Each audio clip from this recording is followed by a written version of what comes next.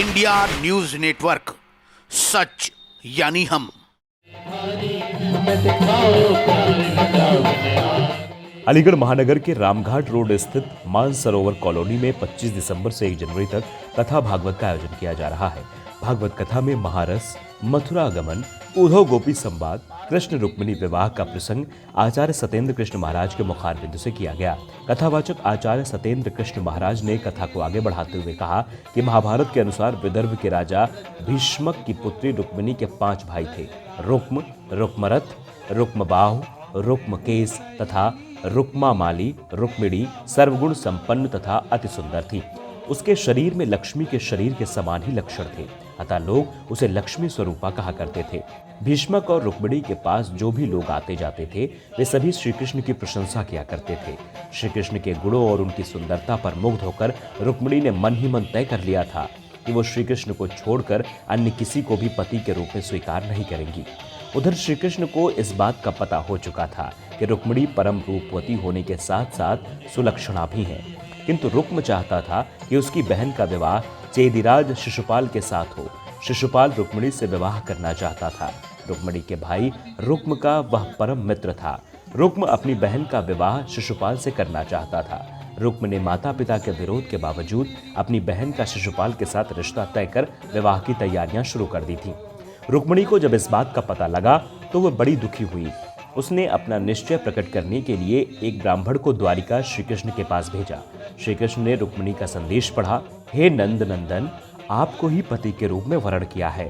मैं आपको छोड़कर किसी अन्य पुरुष के साथ विवाह नहीं कर सकती। मेरे पिता मेरी इच्छा के विरुद्ध मेरा विवाह शिशुपाल के साथ कराना चाहते हैं। विवाह की तिथि भी निश्चित हो गई है। मेरे कुल की रीति है कि विवाह के पूर्व होने वाली वधू को नगर के बाहर गिरजा का दर्शन करने के लिए जाना पड़ता है। मैं भी विवाह के वस्त्रों में सज धज कर दर्शन करने के लिए गिरजा के मंदिर में जाऊंगी। मैं चाहती हूँ आप गिरजा के मंदिर में पहुंचकर मुझे पत्नी रूप में स्वीकार करें। यदि आप नहीं पहुंचेंगे तो मैं अपने प्राणों का परित्याग कर दूंगी।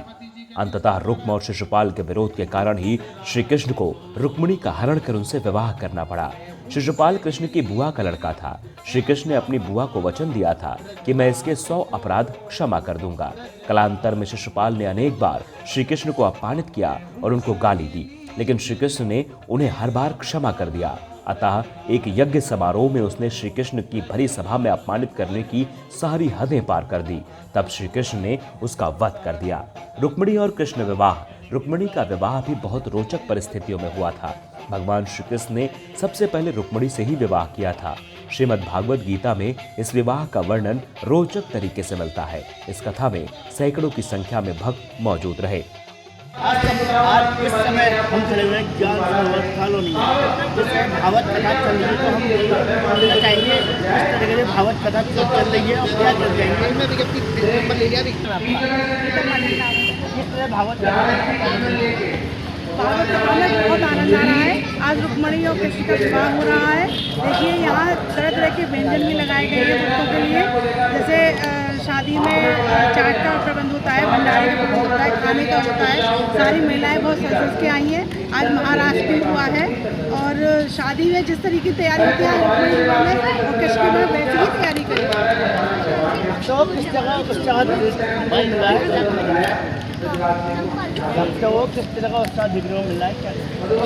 इतने आनंदित हो गए हैं, उनको लग रहा है कि वो जैसे कृष्ण ने उस जन्म में महाराज करी थी, आज भी उसी तरीके का माहौल पैदा हो गया है महाराज। पाठकों में से अध्यक्ष महिला मोर्चा। यहाँ पे श्रीमद् भागवत कथा का आयोजन किया गया है। सभी लोगों के द्वारा, सभी भाई बंधुओं के और बहनों के द्वारा मिलकर इसका आयोजन किया गया है। कथावाचक कौन है इसमें? आचार्य सत्येंद्र कृष्ण जी महाराज के अधरों से ये भागवत बरस रहा है और आज इस कथा का 6वां दिन है और रुक्मिणी विवाह आज इसमें उसका वर्णन किया गया है। और 25 तारीख से कलश यात्रा से चालू हुआ था और 31 तारीख तक अनवरत जारी रहेगा और 1 तारीख को हवन के बाद भंडारे हुआ है। सभी भक्तों से अनुरोध है कि अब प्रसाद लेने अवश्य आए 12 बजे से और प्रभु इच्छा तक भंडारे का आयोजन होगा। तो किस तरह का उत्साह देखने को मिला? बहुत ही बेहतरीन उत्साह है प्रभु की। और जो हमारे व्यास जी हैं उनके द्वारा उनके बुखार बिंदु से जो भी शब्द निकलता है वो सीधे हृदय में प्रवेश कर जाता है और सभी बहुत आनंद ले रहे हैं। अलीगढ़ से इंडिया न्यूज नेटवर्क के लिए अक्षय गुप्ता की रिपोर्ट। इंडिया न्यूज नेटवर्क को सब्सक्राइब करें व बेल आइकॉन दबाएं ताकि आप रहें खबरों के करीब।